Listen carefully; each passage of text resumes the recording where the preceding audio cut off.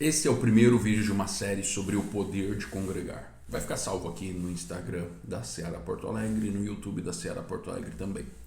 Você acompanhe todos os vídeos porque eu vou mostrar para você e nós vamos pegar junto na Palavra de Deus e vamos ler na Palavra de Deus e ver e aprender com ela como existe um poder em congregar. Uma das coisas mais estudadas na teologia, na eclesiologia, que é o estudo da igreja, é sobre o princípio do congregar. E como esse princípio ele constrói na vida das pessoas coisas. Primeiro, uma compreensão do sobrenatural, a gente vai falar sobre isso, vai levar a pessoa a ter um aumento de fé.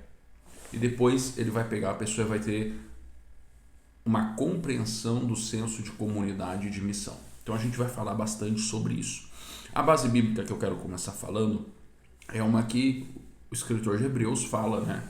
A Bíblia fala muito claramente sobre a importância de nos reunirmos e até faz um alerta. Hebreus 10, 25 diz: não deixemos de congregar-nos como é de costume de alguns.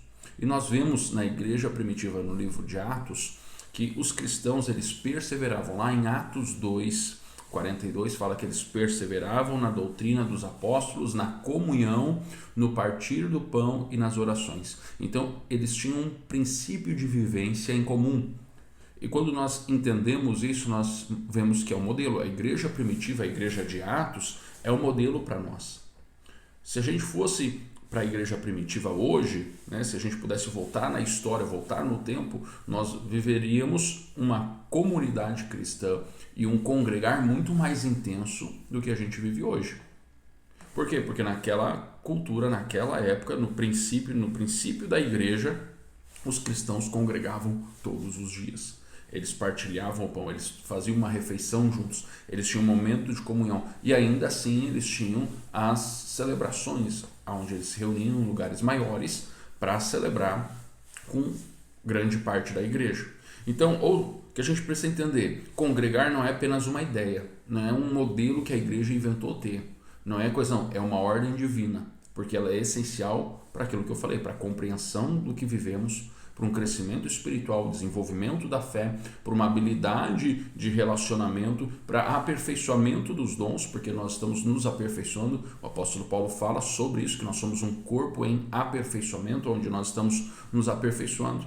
Agora, a igreja primitiva, ela não tinha templos bonitos, ela não tinha tecnologia, ela não tinha o melhor telão, ela não tinha um som poderoso, ela não tinha, mas o que ela tinha de poderoso era a unidade, era a comunhão e o propósito.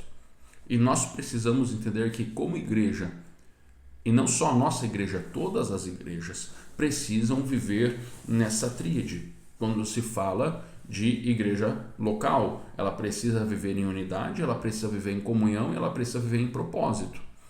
Unidade é porque cremos na mesma coisa, decidimos viver, seguir a Jesus, estamos unidos por causa dele.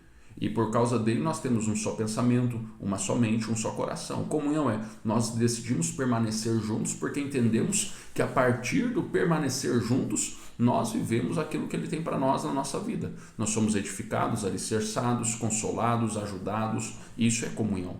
E propósito que a comunhão também produz é dar uma visão de missão, de clareza. Nós não estamos vivendo para nós, não estamos morrendo em nós mesmos, nós estamos vivendo juntos. Então, esse é um papel fundamental na vida cristã.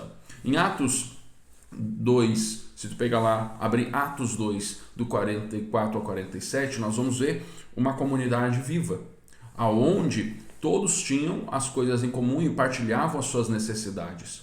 Hoje nós vivemos de uma forma diferente, mas nós precisamos entender que os princípios e os padrões, eles continuam os mesmos. Então, nós precisamos entender da potencialidade do congregar. E o que isso faz? Faz com que as pessoas aprendam, faz com que as pessoas orem, faz com que as pessoas cuidem, faz com que as pessoas cresçam juntas. O potencial do congregar é crescimento. E o potencial do congregar é um crescimento exponencial não só para a igreja como estrutura, mas para as pessoas que nelas estão. E esse é o nosso objetivo. Nós queremos congregar para que nós possamos nos fortalecer. Congregar não é só sobre assistir culto. Hoje eu não estou bem, eu não vou lá. Não, congregar é viver uma aliança com o corpo de Cristo. Não, hoje eu não tá frio, eu não vou, hoje eu não vou participar, deu um problema. Não, congregar é um compromisso de todo cristão.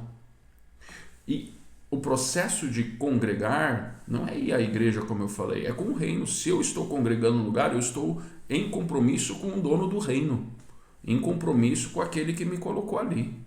A edificação mútua é um projeto de Deus. Por isso que nós, como igreja, trabalhamos em duas bases, ou como falamos, duas asas. Nós trabalhamos com a igreja nas casas, onde os filhos de Deus, os discípulos de Jesus, as pessoas que creem em Jesus estão ali e juntas oram pelas outras, choram umas com as outras, instruem uns às outras, usa a palavra de Deus para orientar. É um ambiente de comunhão intenso. E o ambiente da celebração, onde nós reunimos todos e estamos com o propósito de cultuar a Deus e receber uma parte da palavra dele naquele dia, naquele momento, e sermos juntos edificados e fortalecidos. Por isso que é fundamental congregarmos nas células, que é o nome que nós damos para as reuniões durante a semana nas casas, e nas celebrações que temos como igreja. Quando congregamos, nós nos colocamos no lugar de ensino, onde eu estou aprendendo. Nós colocamos num lugar de correção, onde eu posso ser corrigido, num lugar de encorajamento, onde eu recebo, mas para que eu receba isso, eu preciso me expor. Então, congregar exige um compromisso meu para com as pessoas que estão à minha volta de me expor.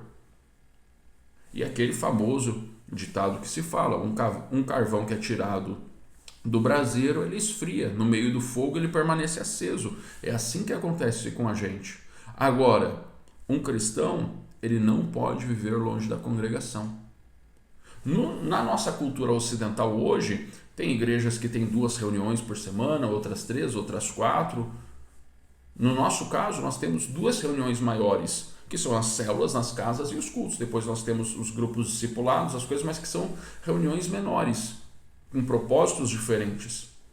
Mas nós precisamos entender que é fundamental que eu congregue.